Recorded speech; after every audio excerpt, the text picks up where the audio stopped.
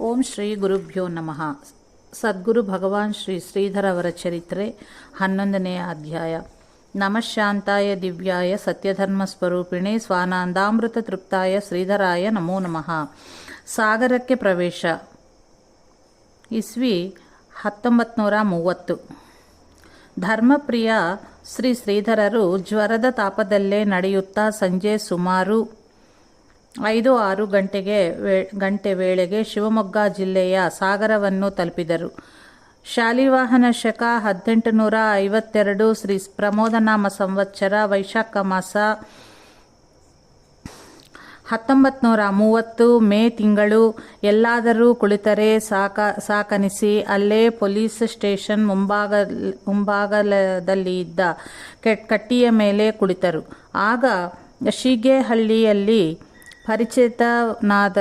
ಪರಿಚಿತನಾಗಿದ್ದ ನಾರಾಯಣ ಹೆಗಡೆ ಎಂಬ ವಿದ್ಯಾರ್ಥಿಯು ಅಲ್ಲಿಗೆ ಬಂದು ಶ್ರೀ ಶ್ರೀಧರರನ್ನು ನೋಡಿ ತನ್ನ ಕೋಣೆಗೆ ಕರೆದುಕೊಂಡು ಹೋದನು. ವಿದ್ಯಾರ್ಜನೆಗಾಗಿ ಶೀಗೇಹಳ್ಳಿಯಿಂದ ಬಂದಿದ್ದ ಆತನು ಹಣ್ಣು ತಂದುಕೊಟ್ಟನು. ಪ್ರವಾಸ ಹಾಗೂ ಜ್ವರದಿಂದಾಗಿ ಆಯಾಸವಾಗಿದ್ದರೂ ಶ್ರೀ ಶ್ರೀಧರರು ಆದಿಭೌತಿಕ ಹಾಗೂ ಆಧ್ಯಾತ್ಮಿಕ ಶಾಸ್ತ್ರ ಮಾರ್ಗಗಳಲ್ಲಿ ತರುಣ ವರ್ಗ ತಯಾರಾಗಬೇಕು. ಧರ್ಮ, ದೇಶ, ಸಮಾಜ ಮತ್ತು ಕುಟುಂಬದ ಕರ್ತವ್ಯ ತರುಣರ ಮೇಲೆ ಇರುವುದು. ಅವರ ಶರೀರ ಮತ್ತು ಮನಸ್ಸು ವಜ್ರದ ಹಾಗೆ ದೃಢ ಹಾಗೂ ಬಲಿಷ್ಠವಾಗಬೇಕು ಎಂದು ಮುಂತಾಗಿ ಅಲ್ಲಿಗೆ ಬಂದವರನ್ನು ಕುರಿತು 4 ಹಿತವಚನಗಳನ್ನು ನುಡಿದರು. ತನ್ನಿಂದಾಗಿ ಈ ವಿದ್ಯಾರ್ಥಿಗೆ ತೊಂದರೆಯಾಗಬಾರದು ಎಂದು ಶ್ರೀ ಶ್ರೀಧರರು ಮರುದಿನ ಬೆಳಿಗ್ಗೆ ಅಲ್ಲಿಂದ ಹೊರಟು ನಗರೇಶ್ವರ ದೇವಸ್ಥಾನಕ್ಕೆ ಬಂದರು.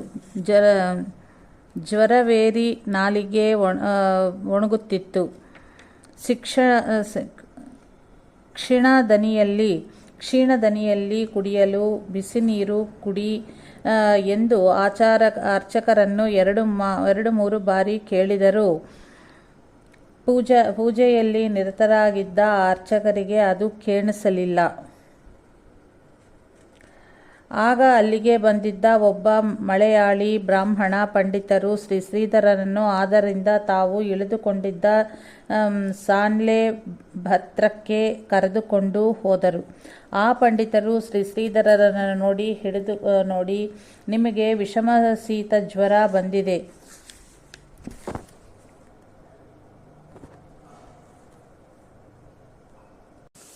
ನಲವತ್ತೊಂದು ದಿನಗಳವರೆಗೂ ಬಿಡಕ್ಕಿಲ್ಲ ಎಂದು ಹೇಳಿ ಔಷಧವನ್ನು ಕೊಟ್ಟರು. ಶ್ರೀ ಶ್ರೀಧರರು ಛತ್ರದಲ್ಲಿನ ದತ್ತಾತ್ರೇಯನ ದರ್ಶನವನ್ನು ಪಡೆದು ಔಷಧ ಕುಡಿದು ವಿಶ್ರಮಿಸಿದರು. ಮರುದಿನ ಬೆಳಿಗ್ಗೆ ಶ್ರೀ ದತ್ತ ಮಂದಿರದ ಬಲಬದಿಯ ಗೋಡೆಗೆ ಒರಗಿಕೊಂಡು ಕುಳಿತರು. ಆ ಪಂಡಿತರೊಡನೆ ಬಂದಿದ್ದ ಊರಿನ ಕೆಲವು ಜನರು ವೇದಾಂತ ವಿಷಯದಲ್ಲಿ ಕೆಲವು ಪ್ರಶ್ನೆಗಳನ್ನು ಮಾಡಿದರು.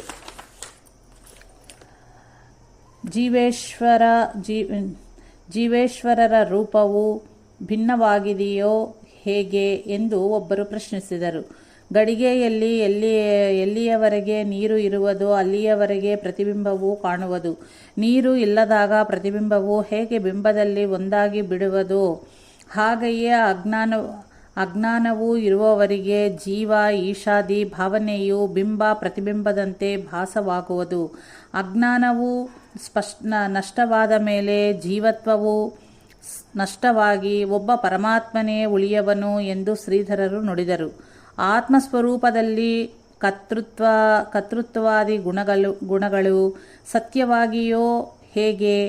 ಸ್ಫಟಿಕದಲ್ಲಿ ಇತರ ಪದಾರ್ಥಗಳ ಬಣ್ಣವು ಕಂಡು ಬಂದರೂ ಹೇಗೆ ಸ್ಫಟಿಕವು ತನ್ನ ಸ್ವಭಾವ ಸಿದ್ಧವಾದ ಶುಭ್ರವರ್ಣವಾಗಿಯೇ ಇರುವುದೋ ಹಾಗೆಯೇ ಕರ್ತೃತ್ವಾದಿ ಭ್ರಮೆಯು ಮಾಯಾ ಅವಿದ್ಯೆಯಿಂದಾಗಿ ಜೀವೇಶ್ವರರಲ್ಲಿ ಭಾಸಿಸುತ್ತಿದ್ದರೂ ಆ ಅದ್ವಿತೀಯ ಆತ್ಮರೂಪವು ತನ್ನ ನಿತ್ಯ ನಿರ್ವಿಕಾರ ಸ್ವರೂಪದಿಂದ ಏಕರೂಪವಾಗಿ ಇರುವುದು.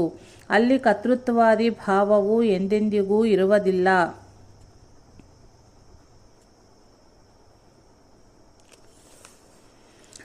ಶರೀರದ ಸಂಘ ಜೀವನಿಗೆ ತಗುಲುವುದೇ? ಜಗತ್ತಿನ ಉತ್ಪತ್ತಿಯಾದ ಮೇಲೆ ಬ್ರಹ್ಮಸ್ವರೂಪದಲ್ಲಿ ವಿಕಾರವೇನಾದರೂ ಉತ್ಪನ್ನವಾಗುವುದೇ? ಘಟಪಟಾದಿಗಳಲ್ಲಿ ವ್ಯಾಪಿಸಿಕೊಂಡಿರುವಂತಹ ಆಕಾಶವು ಹೇಗೆ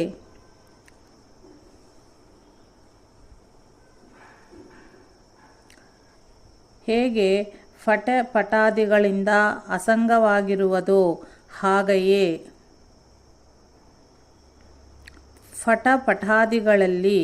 ಪಟಪಟಾದಿಗಳಲ್ಲಿ ವ್ಯಾಪಿಸಿಕೊಂಡಿರುವಂತಹ ಆಕಾಶವು ಹೇಗೆ ಪಟಪಟಾದಿಗಳಿಂದ ಅಸಂಗವಾಗಿರುವುದೋ ಹಾಗೆಯೇ ಪಿಂಡ ಬ್ರಹ್ಮಾಂಡದ ಉಪಾಧಿಯಲ್ಲಿ ಜೀವೇಶ್ವರ ಸ್ವರೂಪವು ಈ ಉಪಾಧಿಯಿಂದ ಅಸಂಗವಾಗಿರುವುದು.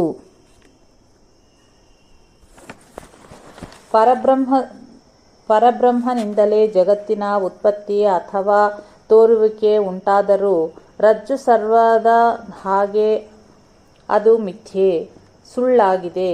ಬಂಗಾರದ ಒಡವೆಗಳಲ್ಲಿ ಆಕಾರ ಹಾಗೂ ಅಧಿಷ್ಠಾನವೆಂದು ಎರಡು ಭಾಗವಿರುವುದು. ಬಂಗಾರವು ಅಧಿಷ್ಠಾನ, ಒಡವೆಯೇ ಆಕಾರ.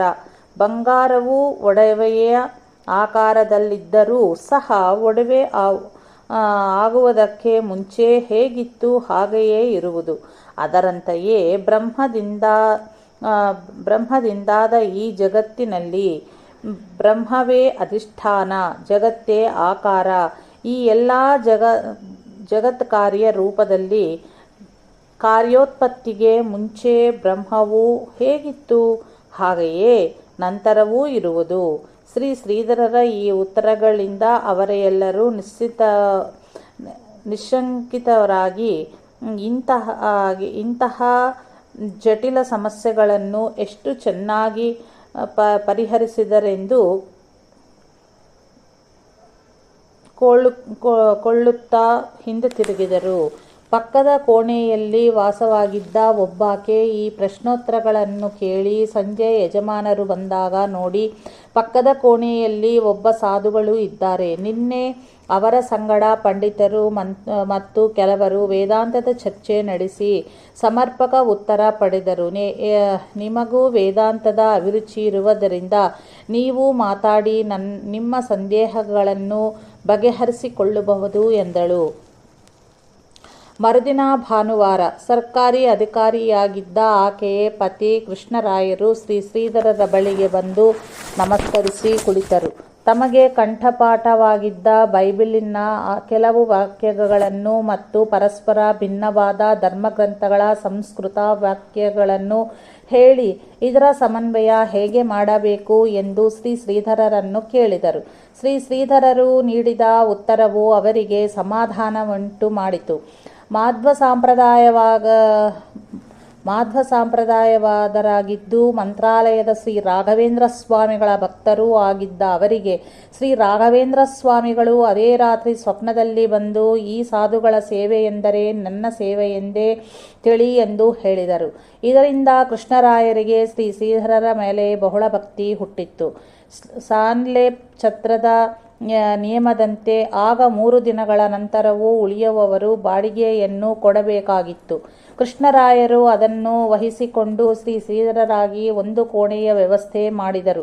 ಕೇವಲ ಕೌಪೀನಧಾರಿಗಳಾಗಿದ್ದ ಶ್ರೀಧರರು ಅಂತಹ ಜ್ವರದಲ್ಲೂ ಬಟ್ಟೆ, ಕಂಬಳಿ ಇತ್ಯಾದಿ ಉಪಯೋಗಿಸದೆ ನೆಲದ ಮೇಲೆಯೇ ಮಲಗುತ್ತಿದ್ದರು. ಆದ್ದರಿಂದ ಕೃಷ್ಣರಾಯರು ನೆಲಕ್ಕೆ ಬಿಳಿ ಹುಲ್ಲನ್ನು ಹಾಸಿಕೊಟ್ಟರು. ಕೃಷ್ಣರಾಯರು ಬೆಳಿಗ್ಗೆ ಸ್ನಾನ ಮಾಡಿ ತಮ್ಮ ಕೈಗಳಿಂದಲೇ ಶ್ರೀಧರರಿಗೆ ಬಿಸಿನೀರಿನ ಸ್ನಾನ ಮಾಡಿಸಿ ಮೋಸಂಬಿ ಹಣ್ಣಿನ ರಸವನ್ನು ಕೊಟ್ಟು ಬಿಸಿ ನೀರನ್ನು ಅವರ ಸಮೀಪವಿಟ್ಟು ಕೆಲಸಕ್ಕೆ ಹೋಗುತ್ತಿದ್ದರು. ಅಂತಹ ಜ್ವರದ ತಾಪದಿಂದ ಶರೀರವು ಬಳಲುತ್ತಿದ್ದರೂ ಜಿಜ್ಞಾಸುಗಳು ಬಂದು ವೇದಾಂತ ವಿಷಯದಲ್ಲಿ ಕೇಳುತ್ತಿದ್ದ ಪ್ರಶ್ನೆಗಳಿಗೆ ಶ್ರೀಧರರು ಸಮಾಧಾನದಿಂದ ಉತ್ತರಿಸುತ್ತಿದ್ದರು. ಒಂದು ದಿನ ಕೆಲವು ಪಂಡಿತರು ಅವರೊಡನೆ ವಾದ ಮಾಡುವ ದೃಷ್ಟಿಯಿಂದ ಬಂದರು. ಆಗ ಶ್ರೀ ಶ್ರೀಧರರು ಅನ್ಯವಿದ್ಯಾ ಪರಿಜ್ಞಾನಂ ಅವಶ್ಯಂ ನಶ್ವರಂ ಭವೇತ್, ಬ್ರಹ್ಮವಿದ್ಯಾ ಪರಿಜ್ಞಾನಂ ಬ್ರಹ್ಮಪ್ರಾಪ್ತಿಕರಂ ಶುಭಂ ಎಂಬ ಉಪನಿಷತ್ತಿನ ಶ್ಲೋಕವನ್ನು ಹೇಳಿ ವಿವರಿಸಿದರು. ಅದನ್ನು ಕೇಳಿ ಅವರು ಸಂತೋಷಪಟ್ಟು ಹೊರಡಲು ಸಿದ್ಧರಾದರು. ವಾದ ಮಾಡಲು ಬಂದಿದ್ದಿರಿ, ಆದರೆ ಹಾಗೆಯೇ ಏನು ಹೇಳದೆ ಹೊರಟರಲ್ಲ ಎಂದು ಕೃಷ್ಣರಾಯರು ಕೇಳಿಯೇ ಬಿಟ್ಟರು. ಇವರನ್ನು ನೋಡಿದ ಕೂಡಲೇ ನಾವು ಮಂತ್ರಮುಗ್ಧರಾಗಿ ಬಿಟ್ಟವು. ಏನು ಕೇಳಬೇಕು ಎಂದೇ ತಿಳಿಯಲಿಲ್ಲ. ನಮಗೆ ಸಮಾಧಾನವೂ ಆಯಿತು. ನಿಶ್ಚಯವಾಗಿಯೂ ಇವರ ಒಬ್ಬ ಮಹಾತ್ಮರು ಎಂದು ಆ ಪಂಡಿತರು ಉತ್ತರಿಸಿ ಹೋದರು. ಅಂದಿನಿಂದ ಅವರ ಪೈಕಿ ಒಬ್ಬರು ತಮ್ಮ ಮನೆಯ ಹಸುವಿನ ಹಾಲನ್ನು ಶ್ರೀ ಶ್ರೀಧರರಿಗೆ ಅರ್ಪಿಸಲಾರಂಭಿಸಿದರು. ಶಕ್ತಿಪಾತದ ವಿಷಯ. ಒಂದು ದಿನ ಶಕ್ತಿಪಾತದ ವಿಷಯ ಬಂದಾಗ ಶ್ರೀ ಶ್ರೀಧರರು ಈ ಕೆಳಗಿನಂತೆ ತಿಳಿಸಿದರು. ದೇಹವು ಮಿಥ್ಯ, ವಿಷಯಗಳು ಮಿಥ್ಯ, ಅವುಗಳ ವಾಸನೆಯೂ ಮಿಥ್ಯ, ಜಗತ್ತು ಮಿಥ್ಯ, ನಾನು ನೀನೆಂಬ ಈ ಪರಿಯ ಜಗತ್ವ ವ್ಯವಹಾರದ ಭೇದವೂ ಮಿಥ್ಯ ಎಂಬುದಾಗಿ ತಿಳಿಯಪಡಿಸಲು ಪರಮೇಶ್ವರನ್ನು ಜೀವಿಗಳ ಶಕ್ತಿಪಾತವನ್ನು ಮಾಡಿ ಸುಷುಪ್ತಿಯ ಕಾಲದಲ್ಲಿ ಎಲ್ಲವನ್ನೂ ಅಳಿಸಿ ಆತ್ಮರೂಪದ ಪರೋಕ್ಷ ಬೋಧನವನ್ನು ಉಂಟು ಮಾಡುವನು. ಶ್ರೀ ಗುರುವು ಸಹ ಮೇಲ್ಕಂಡ ಎಲ್ಲವೂ ಮಿಥ್ಯ ಎಂದು ತಿಳಿಸುವುದು ಅವಶ್ಯವಾಗಿ ಕಂಡಾಗ ಒಮ್ಮೆಲೆ ಶಿಷ್ಯನಲ್ಲಿ ಶಕ್ತಿಪಾತವನ್ನು ಕೂಡ ಮಾಡುವುದು ಉಂಟು. ತಲೆಯ ಮೇಲೆ ಕೈ ಇಟ್ಟು ಹೃದಯವನ್ನು ಸ್ಪರ್ಶಿಸಿ ಸಂಕಲ್ಪಿಸಿ ತೀರ್ಥವನ್ನು ಕೊಟ್ಟು ತತ್ವವನ್ನು ಹೇಳಿ ಇಂತಹ ಹಲವು ಪ್ರಕಾರಗಳಿಂದ ಕೂಡಲೇ ಸಮಾಧಿ ಹಚ್ಚುವುದಕ್ಕೆ ಶಕ್ತಿಪಾತವನ್ನು ರೂಢಿ ಇದೆ. ಹೀಗೆ ಸಮಾಧಿಯ ಅನುಭವವನ್ನು ಒಮ್ಮೆ ಮಾಡಿಕೊಟ್ಟರು. ಅದು ತಾತ್ಕಾಲಿಕವಾದದ್ದು. ಡಾಕ್ಟರರು ಇಂಜೆಕ್ಷನ್ ಕೊಟ್ಟು ಹೆಚ್ಚು ಬೆಳೆದ ರೋಗದ ತಾತ್ಕಾಲಿಕ ಶಮನವನ್ನು ಮಾಡಿದರೋ ಹಳೆಯ ರೋಗವು ನಿರ್ಮೂಲನವಾಗುವುದಕ್ಕಾಗಿ ಆಮೇಲೆ ಯುಕ್ತವಾದ ಔಷಧಿಯ ಪ್ರಯೋಗ ನಡೆಸುವಂತೆ ಒಂದಾನೊಂದು ಸಂದರ್ಭದಲ್ಲಿ ಶ್ರೀ ಗುರುವು ಶಕ್ತಿಪಾತವನ್ನು ಮಾಡಿ ಸಮಾಧಿಯನ್ನು ಹಚ್ಚಿ ಮೊದಲೊಮ್ಮೆ ಕೂಡಲೇ ಆತ್ಮಾನಂದದ ಒಂದು ಸಂಸ್ಕಾರವನ್ನು ಉಂಟು ಮಾಡಿದರು. ಆಮೇಲೆ ಅಷ್ಟಾಗಿ ಶಿಷ್ಯರನ್ನು ಶಮ ದಮಾದಿ ಸಾಧನಗಳ ಮೂಲಕವಾಗಿ ಪೂರ್ಣ ಅಧಿಕಾರಿಯನ್ನಾಗಿ ಮಾಡುವನು. ಹೀಗೆಯೇ ಆ ಶಿಷ್ಯನು ಅಧಿಕಾರಿಯಾದ ಮೇಲೆ ಆತನಿಗೆ ಸಹಜ ಸ್ಥಿತಿಯು ಪ್ರಾಪ್ತಿಯಾಗುವುದು ಎಂದರು. ಕೃಷ್ಣರಾಯರು ಅವ್ಯಾಹತವಾಗಿ ಶ್ರೀ ಶ್ರೀಧರರ ಸೇವೆ ಮಾಡುತ್ತಿದ್ದರು. ಪಂಡಿತರು ಹೇಳಿದಂತೆ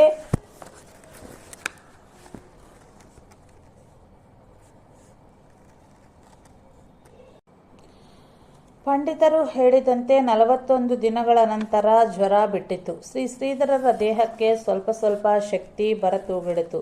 ಒಂದು ದಿನವೂ ತಪ್ಪದಂತೆ ಶ್ರೀ ಶ್ರೀಧರಲ್ಲಿಗೆ ಬರುತ್ತಿದ್ದ ಕೃಷ್ಣರಾಯರು ಇದ್ದಕ್ಕಿದ್ದಂತ 3-4 ದಿನಗಳಾದರೂ ಬರಲಿಲ್ಲ. ಬೇರೆ ಯಾರೊಬ್ಬರೋ ಬಂದು ಶ್ರೀ ಶ್ರೀಧರರ ಸೇವೆಯನ್ನು ಮಾಡಿ ಹೋಗುತ್ತಿದ್ದರು.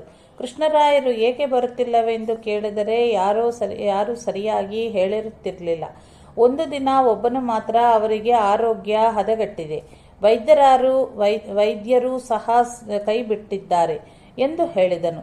ಸಾಧುಗಳ ಸೇವೆ ಮಾಡಿ ನನ್ನ ಯಜಮಾನರವರಿಗೆ ಈ ಗತಿ ಬಂದಿತು ಎಂದು ಕೃಷ್ಣರಾಯರ ಪತ್ನಿಯು ಹೇಳುತ್ತಿದ್ದರೆನ್ನುವುದು ಶ್ರೀ ಶ್ರೀಧರರಿಗೆ ತಿಳಿಯಿತು. ಸಾಧುಗಳ ಸೇವೆ ಮಾಡಿ ಕೆಟ್ಟಾಯಿತು ಎನ್ನುವುದು ಇಡೀ ಸಾಧು ಸಮಾಜಕ್ಕೆ ಕಳಂಕ ಎಂದು ಭಾವಿಸಿದ ಶ್ರೀ ಶ್ರೀಧರರು ಕೃಷ್ಣರಾಯರಿಗೆ ಗುಣವಾಗಲಿ ಎಂದು ಭಗವಂತನನ್ನು ಪ್ರಾರ್ಥಿಸಿ ಅವರನ್ನು ನೋಡಲು ಹೋದರು. ಶ್ರೀ ಶ್ರೀಧರನ್ನು ಕಂಡ ಕೂಡಲೇ ಕೃಷ್ಣರಾಯರು ಎದ್ದು ಕುಳಿತು, ನಮ್ಮ ಮನೆಯವರಿಂದ ತಮ್ಮ ಸೇವೆ ಚೆನ್ನಾಗಿ ಆಗುತ್ತಿದೆಯೋ ಇಲ್ಲವೋ, ಈಗ ತಾನೇ ತಮಗೆ ಜ್ವರ ಬಿಟ್ಟುವುದರಿಂದ ಚೆನ್ನಾಗಿ ಆರೋಗ್ಯ ಆಗಬೇಕು, ನನ್ನ ವಿಷಯ ತಿಳಿಸಬೇಡರೆ ಎಂದು ಎಲ್ಲರಿಗೂ ಹೇಳಿದ್ದೆ. ಯಾರು ಹೇಳಿದರೂ ಏನೋ ಸ್ವಾಮಿಗಳಿಗೆ ಕಷ್ಟ ಕೊಟ್ಟ ಹಾಗಾಯಿತು ಎಂದು ಪೇಚಾಡ ತೂಗಿಡಿದನು. ಹಾಗೇನೂ ಇಲ್ಲ. ಆ ತಾಯಿಯು ಇಂತಹ ಪರಿಸ್ಥಿತಿಯಲ್ಲಿಯೂ ಶ್ರದ್ಧೆಯಿಂದ ನನ್ನ ಸೇವೆ ಮಾಡುತ್ತಿದ್ದಾರೆ ಎಂದು ಶ್ರೀಧರರು ಕೃಷ್ಣರಾಯರ ಬೆನ್ನ ಮೇಲೆ ವಾತ್ಸಲ್ಯದಿಂದ ಕೈ ಇಡಿಸಿ ಇನ್ನು ನಿಮಗೆ ಗುಣವಾಗುವುದು ಎಂದು ಹರಸಿ ತಮ್ಮ ಕೋಣೆಗೆ ಬಂದರು. ಶ್ರೀಧರರ ಆ ದಿವ್ಯ ಹಸ್ತ ಸ್ಪರ್ಶದಲ್ಲಿ ತಾಯಿಯ ಪ್ರೀತಿ ವಾತ್ಸಲ್ಯಕ್ಕಿಂತಲೂ ಹೆಚ್ಚಿನ ಪ್ರೀತಿಯ ಕೃಷ್ಣರಾಯರಿಗೆ ಕಂಡು ಬಂದಿತ್ತು. ಶ್ರೀಧರರ ಅಮೃತ ಹಸ್ತದ ದಿವ್ಯ ಸ್ಪರ್ಶದಿಂದ ಹಾಗೂ ಆಶೀರ್ವಾದದಿಂದ ಕೃಷ್ಣರಾಯರು 2-3 ದಿನಗಳಲ್ಲೇ ಚೇತರಿಸಿಕೊಂಡು ಮೊದಲಿನಂತೆ ಶ್ರೀಧರರ ಸೇವೆ ಮಾಡಿ ಕೆಲಸಕ್ಕೆ ಹೋಗಲಾರಂಭಿಸಿದರು. ಕಾನ್ಲೆ ವೆಂಕಟಗಿರಿಯಪ್ಪ ಎಂಬುವವರಿಗೆ ಶ್ರೀಧರರು ಛತ್ರದಲ್ಲಿ ಇಳಿದುಕೊಂಡು ಇರುವ ವಿಷಯ ತಿಳಿತು. ಶೀಗೆಹಳ್ಳಿ ಶಿವಾನಂದರ ಶಿಷ್ಯರಾಗಿದ್ದ ಅವರಿಗೆ ಶಿವಾನಂದರಿಂದ ವೈರಾಗ್ಯವೇ ಮೂರ್ತಿಮತ್ತಾದ ಶ್ರೀಧರರ ಸಾಧುಗಳ ನಿಮ್ಮ ಕಡೆಗೆ ಬಂದಾರೆಯೇ ಅವರನ್ನು ನಿಮ್ಮ ಮನೆಗೆ ಕರೆದುಕೊಂಡು ಹೋಗಿ ಭಕ್ತಿಯಿಂದ ಸೇವೆ ಮಾಡು ಎಂಬ ಪತ್ರವೂ ಬಂದಿತ್ತು.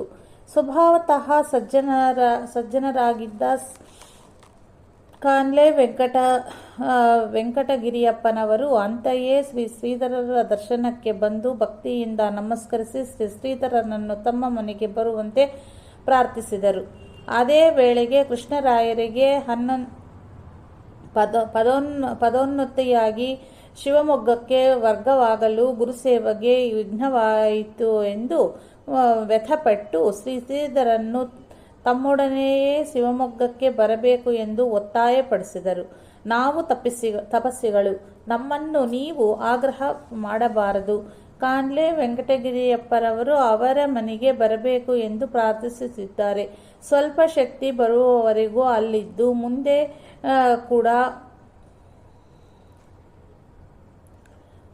ಕೂಡ ಜಾಗೃತಿಯಾಗಿ ಹೋಗಿ ತಪಸ್ಸು ಮಾಡಬೇಕು ಎಂದು ಅಂದುಕೊಂಡಿದ್ದೇನೆ. ನೀವು ನನ್ನ ಚಿಂತೆ ಇಟ್ಟುಕೊಳ್ಳಬೇಡರಿ ಎಂದು ಶ್ರೀಧರರು ಅವರನ್ನು ಸಮಾಧಾನಪಡಿಸಿ ಕಳುಹಿಸಿದರು. ಕಾನ್ಲೆ ವೆಂಕಟಗಿರಿಯಪ್ಪನವರು ಶ್ರೀಧರರನ್ನು ತಮ್ಮ ಮನೆಗೆ ಕರೆದುಕೊಂಡು ಬಂದು ಭಕ್ತಿ ಭಾವದಿಂದ ಸೇವೆಯನ್ನು ಮಾಡತೊಡಗಿದರು. ಶ್ರೀಧರರ ದೇಹ ಪ್ರಕೃತಿಗೆ ಅನುಕೂಲವಾದ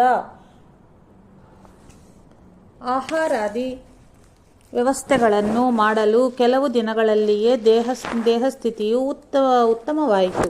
ನಂತರ ಕೆಲವು ದಿನಗಳಲ್ಲಿ ಶ್ರೀಧರರ ಅಪ್ಪಣೆಯನ್ನು ಪಡೆದು ಅವರು ಜಟೆಯನ್ನು ತೆಗೆಸಿದರು.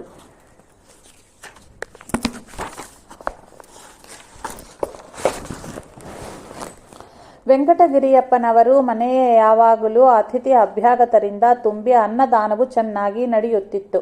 ಅವರ ಮನೆಯಲ್ಲಿ ಮುಟುಗುಪ್ಪೆ ಗಣಪತಿ ಮತ್ತು ಗೋಪಾಲ ಎಂಬ ವಿದ್ಯಾರ್ಥಿಗಳು ಶಿವಾನಂದ ಗುರುಗಳು ಕಳುಹಿಸಿಕೊಟ್ಟು ಮಣಸೆ ನಾರಾಯಣಪ್ಪ ಹಾಗೂ ವೆಂಕಟಗಿರಿಯಪ್ಪನವರ ಅಣ್ಣನವರ ಮಗ ಶಂಕರನಾರಾಯಣ ಇವರುಗಳು ಇದ್ದರು.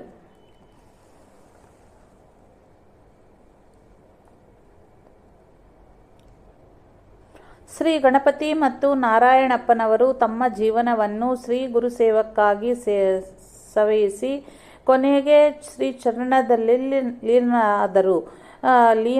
ಲೀನರಾದರು. ವೆಂಕಟಗಿರಿಯಪ್ಪನವರ ಪತ್ನಿಯು ಕಾಲವಾಗಿ ಕೆಲವು ದಿನಗಳಾಗಿದ್ದವು. ಅವರು ಈಗ ಶ್ರೀಧರರ ಸಂಗಡ ತತ್ವ ವಿಚಾರ ಮಾಡುತ್ತಿದ್ದರಿಂದ ಪತ್ನಿ ವಿಯೋಗದ ದುಃಖ ಶಮನವಾಯಿತು. ಒಂದು ದಿನ ಇವರಿವರ ಮಾತಿನ ಮಧ್ಯೆ ಶೀಗೆಹಳ್ಳಿ ಮಠದ ವಿಷಯ ಬಂದಾಗ ವೆಂಕಟಗಿರಿಯಪ್ಪನವರು ಶ್ರೀ ಶಿವಾನಂದ ಶಿಷ್ಯರಾದ ಶ್ರೀ ಶಂಕರಾನಂದ ಬಗ್ಗೆ ತಿಳಿಸುತ್ತಾ, ಇವರು ಕುಮಟಾದ ಹತ್ತಿರದ ಬೆತ್ತಗೆರೆಯವರು. ಪೂರ್ವಾಶ್ರಮದ ಹೆಸರು ಗಂಗಾಧರ ಭಟ್. ಕೆಕ್ಕೆರಾದ ಶ್ರೀ ಶಿವಭಟ್ರ ಸಹಪಾಠಿಗಳು, ಘನ ವಿದ್ವಾಂಸರು. ಸತಿ ವಿಯೋಗಾನಂತರ ವೈರಾಗ್ಯವಂತು. ಶ್ರೀ ಶಿವಾನಂದರಿಂದ ಸನ್ಯಾಸ ಗ್ರಹಣ ಮಾಡಿದರು ಎಂದು ಹೇಳಿದರು. ಮುಂದೆ ವೆಂಕಟಗಿರಿಯಪ್ಪನವರಿಗೆ ಇನ್ನೊಂದು ಲಗ್ನವಾಗಿ ಶ್ರೀ ಶ್ರೀಧರ ಸ್ವಾಮಿಗಳ ಅನುಗ್ರಹದಿಂದ ಪುತ್ರ ಸಂತತಿಯಾಗಿ ಶ್ರೀಧರ ಸ್ವಾಮಿಗಳು ಮುಕ್ತರಾದ ಮೇಲೆ ಅವರು ದೈವಾಧೀನರಾದರು. ಶ್ರೀಧರರ ದೇಹಸ್ಥಿತಿ ಸುಧಾರಣೆ ಆಗಿತ್ತು. ಈ ವೇಳೆಗೆ ವೆಂಕಟಗಿರಿಯಪ್ಪನವರ ಮನೆಗೆ ಬಂದು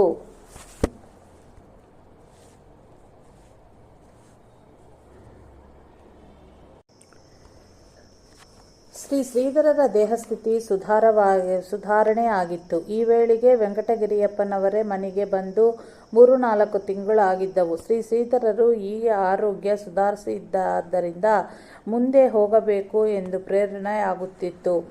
ನಮ್ಮಂಥವರು ಒಂದೇ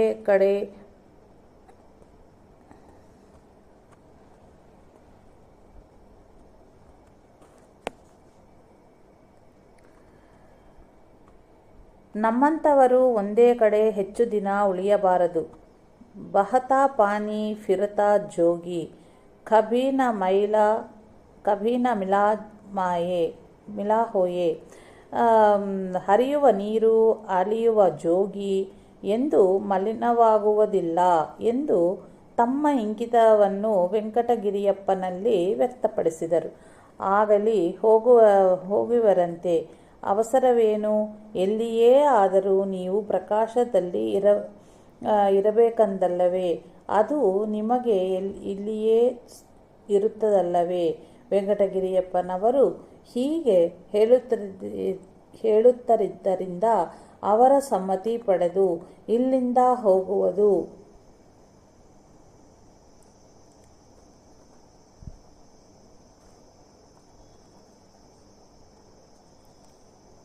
ವೆಂಕಟಗಿರಿಯಪ್ಪನವರು ಹೀಗೆ ಹೇಳುತ್ತಿದ್ದರಿಂದ ಅವರ ಸಮ್ಮತಿ ಪಡೆದು ಇಲ್ಲಿಂದ ಹೋಗುವುದು ಕಠಿಣ ಸಾಧ್ಯವೆಂದು ಶ್ರೀಧರರಿಗೆ ಅನಿಸಿತು. ಒಂದು ಮುಂಜಾನೆ 3 ಗಂಟೆಯ ಸಮಯ. ಶ್ರೀಧರರು ತಮ್ಮ ಸಮೀಪದಲ್ಲಿ ಮಲಗಿದ್ದ ಧೂರ್ಜಟಿ ಭಟ್ಟರೆಂಬ ಗುಮಾಸ್ತರನ್ನು ಎಬ್ಬಿಸಿ, ನಾನು ವೆಂಕಟಗಿರಿಯಪ್ಪನವರಿಗೆ ಸೂಚನೆಯನ್ನು ಕೊಟ್ಟಿದ್ದೇನೆ, ನಿಮಗೂ ಹೇಳಿ ಹೋಗಬೇಕು ಎಂದು ಎಚ್ಚರಿಸಿದೆ. ತಪಸ್ಸಿಗಾಗಿ ಮುಂದೆ ಹೊರಟು ಬಿಟ್ಟಿದ್ದೇನೆ. ಎಲ್ಲರಿಗೂ ಇನ್ನ ಆಶೀರ್ವಾದ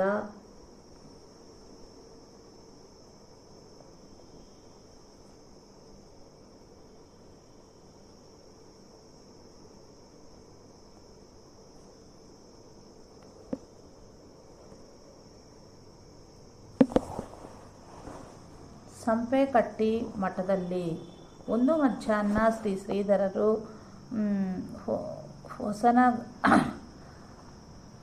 ಹೊಸನಗರವನ್ನು ಪ್ರವೇಶಿಸಿ ಅಲ್ಲೊಂದು ಮನೆಯವರು ಭಕ್ತಿಪೂರ್ವಕವಾಗಿ ಸಮರ್ಪಿಸಿದ ಭೋಜನವನ್ನು ಸ್ವೀಕರಿಸಿ ಮುಂದೆ ಹೊರಟು ವನಸಿರಿಯ ಸುಬಗಿಯಿಂದ ನಳನಳಿಸುತ್ತಿದ್ದ ಪ್ರಕೃತಿ ಮಾತೆಯು ಕರುಣಿಸಿದ್ದ ಹಿತಕರ ವಾತಾವರಣದಿಂದ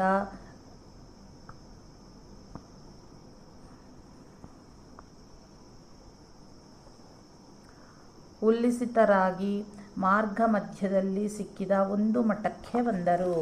ಅದೇ ಸಂಪೆಕಟ್ಟೆ ಮಠ. ಕೃಷ್ಣಾನಂದ ಮಠವೆಂದು ಅದರ ಹೆಸರು ಇದ್ದರೂ ಸಂಪೆಕಟ್ಟಿ ಊರಿನಲ್ಲಿ ಇದ್ದದ್ದರಿಂದ ಅದು ಸಂಪೆಕಟ್ಟೆ ಮಠವೆಂದು ಜನಜನಿತವಾಗಿದೆ. ಈ ಶ್ರೀ ಪದ್ಮಾಚಾರ್ಯ ಪರಂಪರೆಗೆ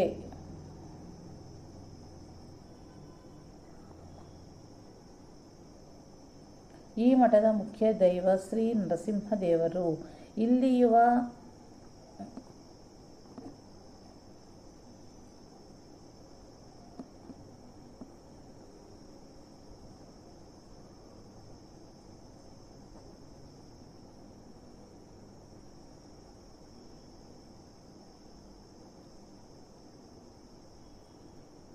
ಸೇರಿದ ಈ ಮಠ ಮುಖ್ಯ ದೈವ ಶ್ರೀ ನರಸಿಂಹದೇವರು. ಇಲ್ಲಿ ಇರುವ ಗೌರಿಕುಂಡವೆಂಬ ಹೆಸರಿನ ಕೆರೆಯ ಎದುರಿಗೆ ನಿಂತು ಪಾರ್ವತಿ ಪತೆ ಹರ ಹರ ಮಹಾದೇವ ಎಂದು ಜೋರಾಗಿ ಕೂಗಿದರೆ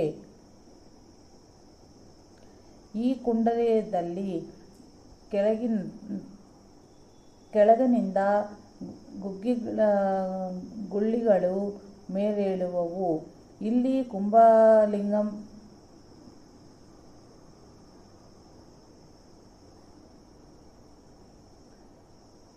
ಇಲ್ಲಿ ಶಂಭುಲಿಂಗೇಶ್ವರ ದೇವಸ್ಥಾನವೂ ಇದೆ.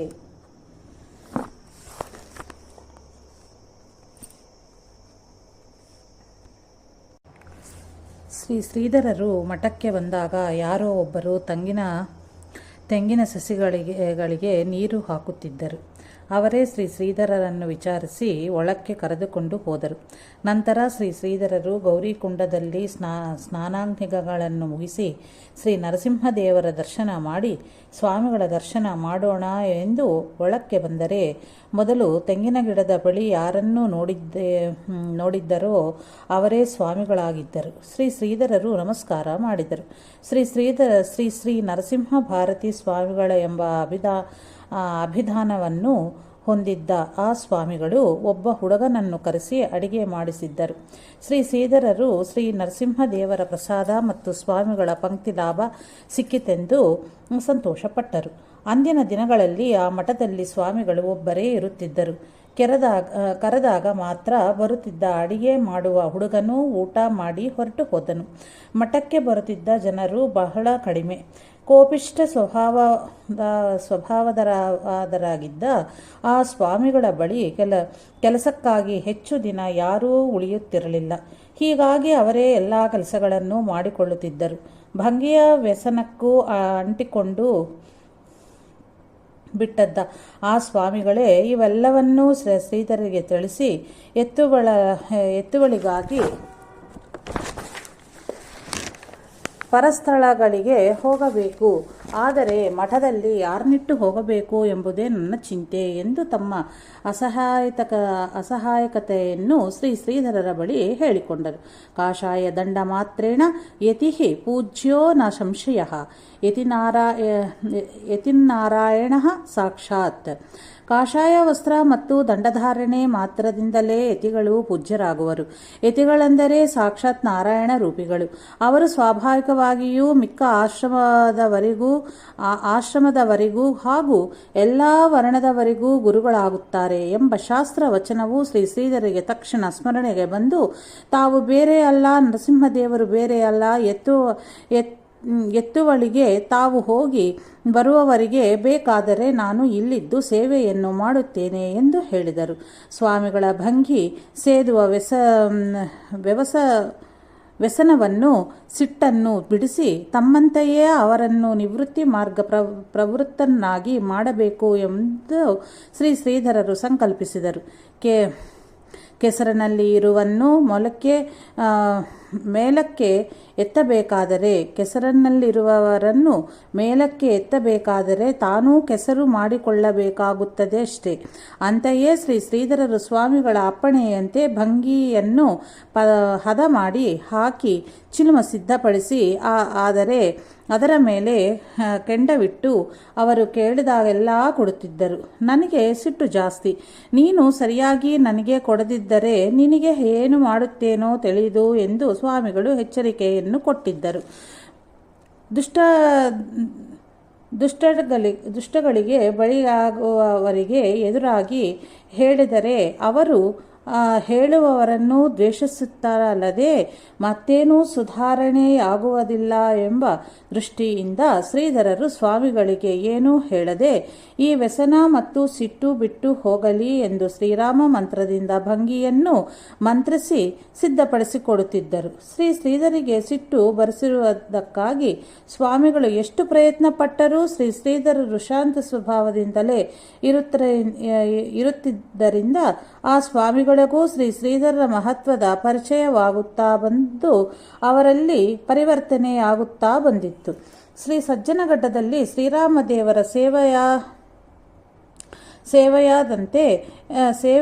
ಆದಂತೆ ಇಲ್ಲಿ ಶ್ರೀ ನರಸಿಂಹದೇವರ ಸೇವೆಗೆ ಪ್ರಾರಂಭವಾಯಿತು. ಶ್ರೀ ಶ್ರೀಧರರು ಪ್ರಾತಃ ಕಾಲ ಎದ್ದವರು ಗುಡಿಸಿ ಸಾರಿಸಿ ಸಗಣ್ಣೀರನ್ನು ಹಾಕಿ ಹಾಲು ಕರೆದು ಬೆಳಗಿನ ಸ್ನಾನಕ್ಕೆ ಹೋಗುತ್ತಿದ್ದರು. ತಮ್ಮ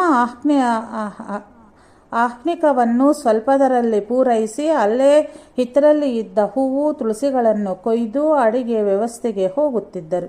ಮಜ್ಜಿಗೆ ಕಡಿದಿಟ್ಟು 11 ಗಂಟೆಗೆ ಅಡಿಗೆಯನ್ನು ಸಿದ್ಧಪಡಿಸಿ ಮಾಧ್ಯಾಹ್ನಿಕ ಸಂಧ್ಯಾವಂದನೆ ಜಪಾದಿಗಳನ್ನು ಅಲ್ಲಿಯೇ ಮಾಡುತ್ತಾ ಕುಳಿತುಕೊಳ್ಳುವರು. ನೈವೇದ್ಯವೂ 12 ಗಂಟೆಯ ಒಳಗೆ ಆಗುತ್ತಿತ್ತು. ಶ್ರೀ ಸ್ವಾಮಿಗಳ ಭಿಕ್ಷೆ ಮತ್ತು ಬಂದವರ ಊಟ ಆದ ಅನಂತರ ತಾವು ಊಟವನ್ನು ಮಾಡುತ್ತಿದ್ದರು. ಒಲೆ ಸಾರಿಸಿ ಎಂಜಲು ಬೆಳೆದು ಪಾತ್ರೆ ತಿಕ್ಕಿ ಆದ ಮೇಲೆ ಶ್ರೀ ದಾಸಬೋಧಾದಿ ಗ್ರಂಥಗಳ ವಾಚನವನ್ನು ಮಾಡುತ್ತಿದ್ದರು. ಅಷ್ಟರವರೆಗೆ ಶ್ರೀ ಸ್ವಾಮಿಗಳ ವಿಶ್ರಾಂತಿ ಮುಗಿದು ಅವರ ಹೊರಗಿನ ಪೀಠದ ಮೇಲೆ ಬಂದು ಕುಳಿತುಕೊಳ್ಳುತ್ತಿದ್ದರು. ಯಾರಾದರೂ ಬೇರೆ ಜನರು ಬಂದು ಸ್ವಾಮಿಗಳು ಅವರ ಸಂಗಡ ಮಾತನಾಡುತ್ತಿದ್ದರೆ ಅಲ್ಲಿ ತಾವು ಕೂರುತ್ತಿರಲಿಲ್ಲ. ಯಾರೂ ಇರದಿದ್ದರೆ ಶ್ರೀ ಶ್ರೀಧರರು ಸಮಯವಿದ್ದ ಹಾಗೆ ತತ್ವವಿಚಾರ, ಸಂತ ಮಹಾತ್ಮರ ಚರಿತ್ರೆ, ಕಥೆಗಳನ್ನು ಹೇಳುತ್ತಿದ್ದರು. ಸಾಯಂಕಾಲದ ಪೂಜೆಗೆ ಸಿದ್ಧಕ್ಕೆ ಮಾಡಿ ಹಾಲು ಕರೆದಿಟ್ಟು ಇಲ್ಲಿಯ ಗೌರಿ ಕುಂಡಕ್ಕೆ ಸ್ನಾನಕ್ಕೆ ಹೋಗುತ್ತಿದ್ದರು. ಈ ಪ್ರಶಾಂತ ವಾತಾವರಣದಲ್ಲಿ 2-2.5 ಗಂಟೆಗಳ ಕಾಲ ಧ್ಯಾನಾದಿಗಳಲ್ಲಿ ಕಳೆಯುತ್ತಿದ್ದರು. ಅನಂತರ ಮಠಕ್ಕೆ ಬಂದು ಹಾಲು ಕಾಯಿಸಿ ಹೆಪ್ಪು ಹಾಕಿ ಫಲಹಾರಕ್ಕೆ ಏನಾದರೂ ಮಾಡುತ್ತಿದ್ದರು. ಇಷ್ಟಾಗುವಾಗ ರಾತ್ರಿ 10 ಗಂಟೆಯಾಗುತ್ತಿತ್ತು. ಹೀಗಿತ್ತು ಶ್ರೀ ಶ್ರೀಧರರ ದಿನಚರಿ. ಶ್ರೀ ಶ್ರೀಧರರು ಉಚ್ಚ ನೀಚ ಭಾವನೆಯಿಲ್ಲದೆ ಮಠದ ಎಲ್ಲ ಕೆಲಸಗಳನ್ನು ಮಾಡುತ್ತಾ ಅನುಷ್ಠಾನದಲ್ಲಿ ಇರುತ್ತಿದ್ದರು. ಅಲ್ಲಿಗೆ ಬಂದ ಸುಮಾರು 1 ತಿಂಗಳಿಗೆ ಸ್ವಾಮಿಗಳು ಶ್ರೀ ಶ್ರೀಧರರ ಜೊತೆಗೆ ಪೂಜೆಗಾಗಿ ಒಬ್ಬನನ್ನು ಮಠದಲ್ಲಿ ತಂದಿಟ್ಟು ಸಂಚಾರಕ್ಕೆ ಹೋದರು. ಅದೇ ಸಂದರ್ಭದಲ್ಲಿ ಅತ್ತ ಕಡೆ ಸಂಚಾರಕ್ಕಾಗಿ ಬಂದಿದ್ದ ಅಗಡಿ ಆನಂದವನದ ನಾರಾಯಣ ಭಗವಾನರ ದರ್ಶನ ಲಾಭವೂ ಶ್ರೀ ಶ್ರೀಧರಗಾಗಿತ್ತು. ಸಂಪೆಕಟ್ಟೆ ಮಠದ ಸ್ವಾಮಿಗಳು ಪ್ರವಾಸವನ್ನು ಮುಗಿಸಿ ಮಠಕ್ಕೆ ವಾಪಸ್ಸು ಬಂದು 4-5 ದಿನಗಳಾಗಿದ್ದವು. ಅದೇ ವೇಳೆಗೆ ಸರಿಯಾಗಿ ಮಠವನ್ನು ನೋಡಿಕೊಳ್ಳಲು ಬರುತ್ತದೆ ಎಂದು ಸ್ವಾಮಿಗಳಿಗೆ ಮಾತು ಕೊಟ್ಟಿದ್ದ ಒಬ್ಬಾತನೂ ಬಂದನು. ಶ್ರೀ ಶ್ರೀಧರರು ತಪಸ್ಸಿಗೆ ಹೋಗುತ್ತೇನೆ ಎಂದು ಹೇಳಿ ಅಲ್ಲಿಂದ ಮುಂದೆ ಹೊರಟರು.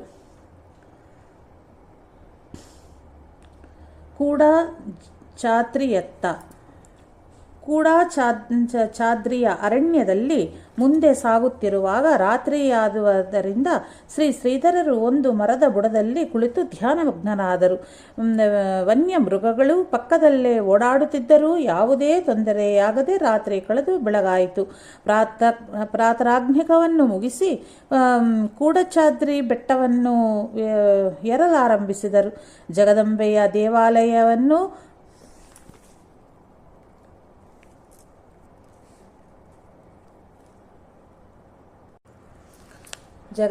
ದೇವಾಲಯವನ್ನು ಶಾಲಿವಾಹನ ಸೆಕೆ 1853 ಪ್ರಜೋತ್ಪತ್ತಿ ನಾಮ ಸಂವತ್ಸರ ಮಾಘ ಮಾಸ 1932 ಇಸವಿ ಎಂದು ತಲುಪುವ ವೇಳೆಗೆ ದೇವಿಗೆ ಅಭಿಷೇಕವಾಗುತ್ತಿತ್ತು. ಗಡದಿಂದ ಹೊರಟು ಅಂದಿಗೆ 1 ವರ್ಷವಾಗಿತ್ತು. ದೇವಿಯ ಅರ್ಚಕರಿಗೆ ಶ್ರೀ ಶ್ರೀಧರರನ್ನು ಕಂಡ ಪರಮಾನಂದವಾಯಿತು. ಪ್ರತಿ ವರ್ಷದಂತೆ ಎತ್ತುವಳಿಗಾಗಿ ಅವರು ಹೋಗಬೇಕಾಗಿದ್ದರಿಂದ ತಾಯೇ ಯಾರನ್ನಾದರೂ ಅರ್ಚನೆಗಾಗಿ ಕರೆಸು ಎಂಬ ತಮ್ಮ ಪ್ರಾರ್ಥನೆಯು ನೆರವೇರಿಯದೇ ಅದಕ್ಕೆ ಕಾರಣ. ಮರುದಿನವೇ ಅವರು ಶ್ರೀ ಶ್ರೀಧರರಿಗೆ ಎಲ್ಲ ಸೇವೆಯನ್ನು ವಹಿಸಿ ಸಂಚಾರಕ್ಕೆ ಹೊರಟರು. ಶ್ರೀ ಶ್ರೀಧರರು ಜಗದಂಬೆಯ ಪೂಜೆಯನ್ನು ಭಕ್ತಿಭಾವದಿಂದ ಮಾಡುತ್ತಾ ಮಹಾನೈವೇದ್ಯವನ್ನು ಅರ್ಪಿಸುತ್ತಿದ್ದರು. ಯಾರಾದರೂ ಅಪರೂಪವಾಗಿ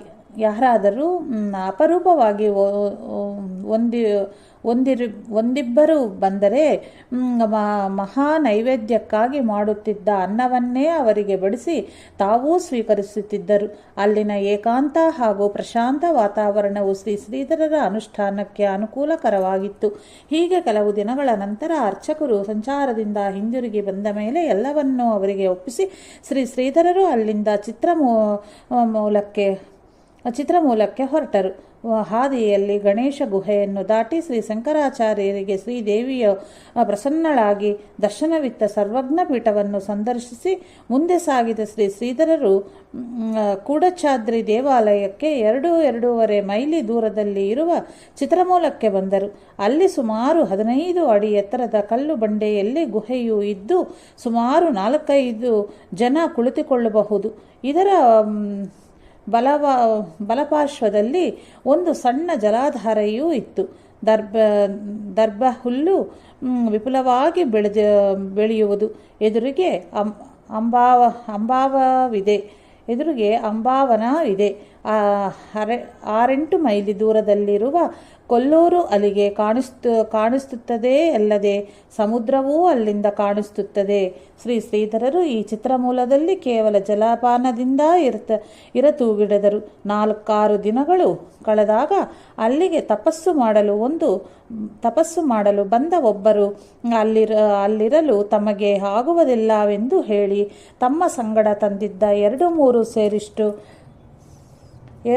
ಸೇರಿನಷ್ಟು ಕಡಲೆಕಾಳನ್ನು ಶ್ರೀ ಶ್ರೀಧರರಿಗೆ ಕೊಟ್ಟು ಹೊರಟು ಹೋದರು. ಸುಮಾರು 15-20 ದಿನಗಳು ಕಳೆದವು. ಶ್ರೀ ಶ್ರೀಧರರು ಮಠಕ್ಕೆ ಬರಬೇಕೆಂದು ಸಂಕಲ್ಪ ಮಾಡಿ ಸಂಪೆಕಟ್ಟಿಯ ಸ್ವಾಮಿಗಳು ಶ್ರೀ ನರಸಿಂಹದೇವರ ಎದುರು ಕುಳಿತು ನಿರಶನ ವ್ರತ ಆರಂಭಿಸಿದರು.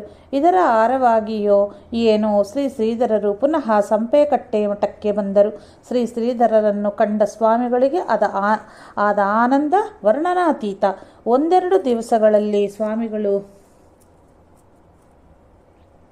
ಶಿಕಾರಿಪುರಕ್ಕೆ ಹೋಗಬೇಕಾಗಿ ಬಂದದ್ದರಿಂದ ಶ್ರೀ ಶ್ರೀಧರನ್ನು ತಮ್ಮ ಸಂಗಡ ದೇವರ ಪೆಟ್ಟಿಗೆಯನ್ನು ಹೊತ್ತುಕೊಂಡು ಬರಲು ಕರೆದರು. ಶ್ರೀ ಶ್ರೀಧರರು ಯಾವುದೇ ವಾಹನಗಳನ್ನು ಹತ್ತುತ್ತಿರಲಿಲ್ಲವಾದ್ದರಿಂದ ಇಬ್ಬರೂ ಕಾಲ್ನಡಿಗೆಯಲ್ಲೇ ಹೊರಟು ಪ್ರತಿನಿತ್ಯವೂ 8-10 ಮೈಲಿ ನಡೆದು ಅಲ್ಲಲ್ಲಿ ಪರಿಚಯಸ್ಥರ ಮನೆಯಲ್ಲಿ ತಂಗಿ ಪ್ರಯಾಣ ಮುಂದುವರಿಸುತ್ತಿದ್ದರು. ಹೀಗೆ ಸಂಚರಿಸುತ್ತಾ ಹೊಸಬಾಳೆ ಊರನ್ನು ತಲುಪಿ ಅಲ್ಲಿದ್ದ ಶ್ರೀ ಶಿವಾನಂದರ ಶಿಷ್ಯರು, ಹರಿಕೀರ್ತನಾಕಾರರು, ಸಂಗೀತ ವಿದ್ವಾಂಸರು ಆಗಿದ್ದ ಅನಂತಪ್ಪನವರ ಮನೆಯಲ್ಲಿ ತಂಗಿದರು. ನಂತರ ಅಲ್ಲಿಂದ ಸೂರಬ್ಬಕ್ಕೆ ಬಂದು ಅಲ್ಲಿ ನಾಡಿಗೇರ ಲಕ್ಷ್ಮನಾರಾಯಣ ಮನೆಯಲ್ಲಿ ವಿಶ್ರಮಿಸಿದರು. ಶ್ರೀ ಶ್ರೀಧರನ್ನು ಈ ಹಿಂದೆ ಕಂಡಿದ್ದ ಕೆಲವರು ಅಲ್ಲಿಗೆ ದರ್ಶನಕ್ಕೆ ಬಂದರು. ಮರುದಿನ ಸ್ವಾಮಿಗಳು ಶಿಕಾರಿಪುರಕ್ಕೆ ಬಸ್ಸಿನಲ್ಲಿ ಹೋಗೋಣವೆಂದು ಶ್ರೀ ಶ್ರೀಧರನ್ನು ಆಗ್ರಹಪಡಿಸ ತೂಗಿಡಿದರು.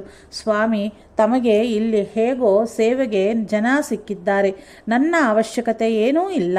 ಆದ್ದರಿಂದ ನಾನು ಇಲ್ಲೇ ಎಲ್ಲಾದರೂ ಚಾತುರ್ಮಾಸ್ಯವನ್ನು ಮುಗಿಸುತ್ತೇನೆ. ಅಂತಹ ಯೋಗವೇನಾದರೂ ಇದ್ದರೆ ಶ್ರೀ ನರಸಿಂಹ ದರ್ಶನಕ್ಕೆ ಬರುತ್ತೇನೆ ಎಂದು ಹೇಳಿ ಶ್ರೀ ಶ್ರೀಧರರು ಮರುದಿನ ನಸುಕಿನಲ್ಲಿಯೇ ಮುಂದೆ ಹೊರಟರು. ಬನವಾಸಿಯಲ್ಲಿ ಶ್ರೀ ಶ್ರೀಧರರು ಬನವಾಸಿಯನ್ನು ಸೇರುವ ವೇಳೆಗೆ ಮಧ್ಯಾಹ್ನವಾಗಿತ್ತು. ಸ್ನಾನ ಸಂಧ್ಯೆ ಭಿಕ್ಷಾದಿಗಳನ್ನು ಪೂರೈಸಿ ವರದಾ ನದಿಯ ಸಮೀಪದಲ್ಲಿದ್ದ ಒಂದು ಔದುಂಬರ ವೃಕ್ಷದ ಕೆಳಗೆ ಕುಳಿತಿದ್ದರು. ಒಬ್ಬ ಹುಡುಗನು ಬಂದು ನಮಸ್ಕರಿಸಿ, ಶ್ರೀ ಶಂಕರಾನಂದರೆಂಬ ಯತಿಗಳು ಬಂದಿದ್ದಾರೆ, ಅವರ ದರ್ಶನಕ್ಕೆ ಹೋಗುತ್ತಿದ್ದೇನೆ, ನನ್ನ ಜೊತೆ ತಾವೂ ಇಚ್ಛೆ ಪಟ್ಟರೆ ಬರಬಹುದು ಎಂದನು. ಶ್ರೀ ಶ್ರೀಧರರು ಅವನ ಜೊತೆ ಹೊರಟರು. ಶ್ರೀ ಶಂಕರಾನಂದರು ಸೀಗೆಹಳ್ಳಿ ಶ್ರೀ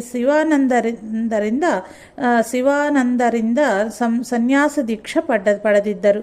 ಸಂಸ್ಕೃತದಲ್ಲಿ ಉತ್ತಮ ಪಾಂಡಿತ್ಯವೂ ಇತ್ತು.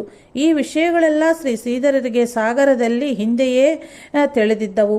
ಶ್ರೀ ಶಿವಾನಂದರಿಂದ ಶ್ರೀ ಶ್ರೀಧರರ ಬಗ್ಗೆ ತಿಳಿದಿದ್ದ ಶ್ರೀ ಶಂಕರಾನಂದರು ಶ್ರೀ ಶ್ರೀಧರರ ಪ್ರತ್ಯಕ್ಷ ಭೇಟಿಯಿಂದ ಸಂತೋಷಪಟ್ಟರು. ಅಲ್ಲಿಗೆ 1 ಮೈಲಿ ದೂರದಲ್ಲಿ ಇದ್ದ ಹಳೆ ಬನವಾಸಿಯಲ್ಲಿ ಚಾತುರ್ಮಾಸ್ಯವನ್ನು ಇಬ್ಬರೂ ಪೂರೈಸಬೇಕೆಂದು ನಿಶ್ಚಯಿಸಿದರು. ಶಂಕರ ದೇವಾಲಯದಲ್ಲಿ ಶ್ರೀ ಶಂಕರಾನಂದರು, ದೇವಿ ಮಂದಿರದಲ್ಲಿ ಶ್ರೀ ಶ್ರೀಧರರು ಧ್ಯಾನಕ್ಕೆ ಕುಳಿತರೆಂದರೆ ಆ ನಿರ್ಮಲ ಪ್ರಶಾಂತ ವಾತಾವರಣದಲ್ಲಿ ಬಹಿರ್ಮುಖರಾಗುವುದಕ್ಕೆ ಎಷ್ಟೋ ಗಂಟೆಗಳಾಗುತ್ತಿದ್ದವು. ಸೇವಾ ಯೋಗವನ್ನೇ ಪಡೆದು ಬಂದಿದ್ದ ಶ್ರೀ ಶ್ರೀಧರರು ಅಲ್ಲಿಯೂ ಶ್ರೀ ಶಂಕರಾನಂದರಿಗೆ ವರದಾ ನದಿಯಿಂದ ನೀರು ತಂದು ಕೊಡುವುದು, ಅವರ ಬಟ್ಟೆಗಳನ್ನು ಒಗೆದು ಒಣಗಿಸಿ ಕೂಡುವುದು, ಮಧುಕರಿ ತರುವುದು ಇತ್ಯಾದಿಗಳನ್ನೆಲ್ಲ ಮಾಡುತ್ತಿದ್ದರು. ಸಾಧು ಸತ್ಪುರುಷರ ಸೇವೆ ಮಾಡುವುದು ಇವರ ಒಂದು ಅನುಷ್ಠಾನವಾಗಿತ್ತು. ಸತ್ಸಂಗತಿ ಕಿಂ ನ ಕರೋತಿ ಪುಂಸಾ, ಸಾಧು ಸಜ್ಜನರ ಸಂಗತಿ ಸೇವೆಯಿಂದ ಏನು ತಾನೇ ಲಭಿಸುವುದು. ಸೇವೆಗೆ ಸಮನಾದ ಶ್ರೇಷ್ಠ ಸಾಧನೆ ಇನ್ನೊಂದಿಲ್ಲವೆಂಬುದು ಸಿದ್ಧಾಂತ. ಸೇವೆಯೇ ಸ್ವಭಾವ ಆಗಿದ್ದ ಶ್ರೀ ಶ್ರೀಧರರಿಗೆ ಸೇವೆಯೂ ಸಹಜವಾಗಿಯೇ ದೊರಕುತ್ತಿತ್ತು. ವೈರಾಗ್ಯ ಮೂರ್ತಿ ಶ್ರೀ ಶ್ರೀಧರರು ಹಾಗೂ ವಿದ್ವಣ್ಣಗಳು ಯೋಗಾಭ್ಯಾಸ ನಿರತರು ಆಗಿದ್ದ ಶ್ರೀ ಶಂಕರಾನಂದರು ಪರಸ್ಪರ ಸಾಹಚರ್ಯದಿಂದಲೂ ತೃಪ್ತಿಕರವಾದ ಅನುಷ್ಠಾನಗಳಿಂದಲೂ ಸಮಾಧಾನವಾಗಿ ಕಾಲ ಕಳೆಯುತ್ತಿರುವಾಗ ಅದಕ್ಕೆ ವಿಘ್ನವೆಂಬಂತೆ ಶ್ರೀ ಶಂಕರಾನಂದರ ಪೂರ್ವಾಶ್ರಮದ ಬೆತ್ತಗೆರೆ ಗ್ರಾಮಸ್ಥರು ಅವರನ್ನು ಕರೆದುಕೊಂಡು ಹೋಗಲು ಬಂದರು. ಅವರಿಗೆ ಇಷ್ಟವಿಲ್ಲದಿದ್ದರೂ ಬೆತ್ತಗೆರೆಯುವ ಆಗ್ರಹಕ್ಕೆ ಮಣಿಯಲೇ ಬೇಕಾಗಿ ಬಂದು ಶ್ರೀಧರನ್ನು ಬಲವಂತದಿಂದ ಜೊತೆಯಲ್ಲಿ ಅವರುಗಳು ಹೊರಡಿಸಿದರು. ಶ್ರೀ ಶಿವಾನಂದರ ಅಪ್ಪಣೆಯನ್ನು ಪಡೆದು ಮುಂದೆ ಹೋಗಬೇಕು ಎಂದು ನಿಶ್ಚಯಿಸಿ ಶೀಗೇಹಳ್ಳಿಗೆ ಇವರೆಲ್ಲರೂ ಹೊರಟರು. ಎರಡನೇ ಬಾರಿ ಶೀಗೇಹಳ್ಳಿಗೆ ಬನವಾಸಿಯಿಂದ ಎತ್ತಿನ ಗಾಡಿಯಲ್ಲಿ ಹೊರಟ ಶ್ರೀ ಶಂಕರಾನಂದರು ಕಾಲ್ನಡಿಗೆಯಿಂದಲೇ ಬರುತ್ತದೆ ಎಂದ ಶ್ರೀ ಶ್ರೀಧರನ್ನು ಬಹುಳ ಬಲವಂತಪಡಿಸಿ ಗಾಡಿಗೆ ಹತ್ತಿಸಿಕೊಂಡರು. ಒಲ್ಲದ ಮನಸ್ಸಿನಿಂದಲೇ ಶ್ರೀ ಶ್ರೀಧರರು ಗಾಡಿಯಲ್ಲಿ ಕುಳಿತಿದ್ದರು. ಶೀಗೇಹಳ್ಳಿಗೆ ಬಂದು ಶ್ರೀ ಶಿವಾನಂದ ಗುರುಗಳ ದರ್ಶನವನ್ನು ಪಡೆದು 3-4 ದಿನಗಳು ಎಲ್ಲರೂ ಆನಂದದಿಂದ ಕಳೆದರು. ನಂತರ ಅವರ ಅಪ್ಪಣೆಯನ್ನು ಪಡೆದು ಶ್ರೀ ಶಂಕರಾನಂದರು ಶ್ರೀ ಶ್ರೀಧರರೊಡನೆ ಕುಮಟಾದ ಕಡೆಗೆ ಹೊರಟರು. ಆಗ ಶ್ರೀ ಶಂಕರಾನಂದರ ವಯಸ್ಸು ಸುಮಾರು 50ಕ್ಕೆ ಮೇಲ್ಪಟ್ಟು ಹಾಗೂ ಶ್ರೀ ಶ್ರೀಧರರ ಪ್ರಾಯ ಶ್ರೀ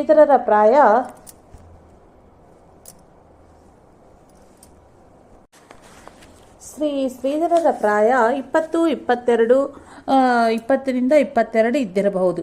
ಗಾಡಿ ಹಾಗೂ ಬಸ್ಸಿನಲ್ಲಿ ಪಯಣಿಸಲು ಇಚ್ಛೆ ಇಲ್ಲದ ಶ್ರೀ ಶ್ರೀಧರರು ಶ್ರೀ ಶಂಕರಾನಂದರನ್ನು ಅವರ ವಯೋಮಾನಕ್ಕಾನುಗುಣವಾಗಿ ಬಸ್ಸಿನಲ್ಲಿ ಬನ್ನಿರೆಂದು ವಿನಂತಿಸಿದ್ದರು ಸಹ ಅದಕ್ಕೆ ಶಂಕರಾನಂದರು ಒಪ್ಪದೆ ಕಾಲ್ನಡಿಗೆಯಿಂದಲೇ ಕುಮಟಾವನ್ನು ತಲುಪಿದ ಇವರುಗಳನ್ನು ಅಲ್ಲಿನ ಜನರು ವಿಜೃಂಭಣೆಯಿಂದ ಸ್ವಾಗತಿಸಿ ಕುಂಭೇಶ್ವರ ದೇವಸ್ಥಾನಕ್ಕೆ ಕರೆದುಕೊಂಡು ಹೋದರು. ಅಲ್ಲಿಂದ ಹೊರಟವರು ಧಾರೇಶ್ವರ ಮತ್ತು ಉಮಾಮಹೇಶ್ವರಗಳಲ್ಲಿ ತಂಗಿ ಬೆತ್ತಗೆರೆಯನ್ನು ಸೇರಿದರು. ಅಲ್ಲಿ ಶ್ರೀ ಶಂಕರಾನಂದರ ಪೂರ್ವಾಶ್ರಮದವರ ಮನೆಯಲ್ಲಿ ಭಿಕ್ಷೆಯನ್ನು ಸ್ವೀಕರಿಸಿದರು. ಶ್ರೀ ಶಂಕರಾನಂದರ ಪೂರ್ವಾಶ್ರಮದ ತಂದೆಯವರು ಸಹ ಚಾತುರ್ಮಾಸವನ್ನು ಸ್ವೀಕರಿಸಿ ಮುಕ್ತರಾಗಿದ್ದರು. ಬೆತ್ತಗೆರೆ ನಿವಾಸಿಗಳು ಇವರಿಂದ ಪ್ರವಚನಗಳನ್ನು ಏರ್ಪಡಿಸುತ್ತಿದ್ದರು. ಅಲ್ಲಲ್ಲೇ ಭಿಕ್ಷೆಯನ್ನು ಸ್ವೀಕರಿಸುತ್ತಾ ಕುಮಟಿಗೆ ಸಮೀಪದಲ್ಲಿ ಇರುವ ಘೋರೆ ಎಂಬ ಕ್ಷೇತ್ರದಲ್ಲಿ ಚಾತುರ್ಮಾಸ್ಯವನ್ನು ಪ್ರಾರಂಭಿಸಬೇಕು ಎಂದು ಅಂದುಕೊಂಡು ಒಂದು ಮನೆಯಲ್ಲಿ ಭಿಕ್ಷೆಯನ್ನು ಮುಗಿಸಿ ಕುಳಿತಿದ್ದಾಗ ಸೀಗೆಹಳ್ಳಿಯಿಂದ ಒಂದು ತಂತಿವಾರ್ತೆ ಬಂದಿತ್ತು. ಶ್ರೀ ಶಿವಾನಂದರ ದೇಹ ಪ್ರಕೃತಿ ಕ್ಷೀಣವಾಗಿದೆ, ತಕ್ಷಣವೇ ಶ್ರೀ ಶ್ರೀಧರರನ್ನು ಕರೆದುಕೊಂಡು ಬರಬೇಕು ಎಂಬ ಸಮಾಚಾರ ಆದಾಗಿತ್ತು. ಬಹಳ ತುರ್ತಾಗಿ ಸ್ಥಳವನ್ನು ತಲುಪಬೇಕಾಗಿದ್ದರಿಂದ ಶ್ರೀ ಶಂಕರಾನಂದರು ಮತ್ತು ಶ್ರೀ ಶ್ರೀಧರರು ಬಸ್ಸಿನಲ್ಲೇ ಹೊರಟು ಬಂದರು. ಶ್ರೀ ಶಿವಾನಂದರು ತಮ್ಮ ದೇಹವನ್ನು ಬಿಡಬೇಕೆಂದು ನಿರ್ಧರಿಸಿದ್ದರು. ಇದು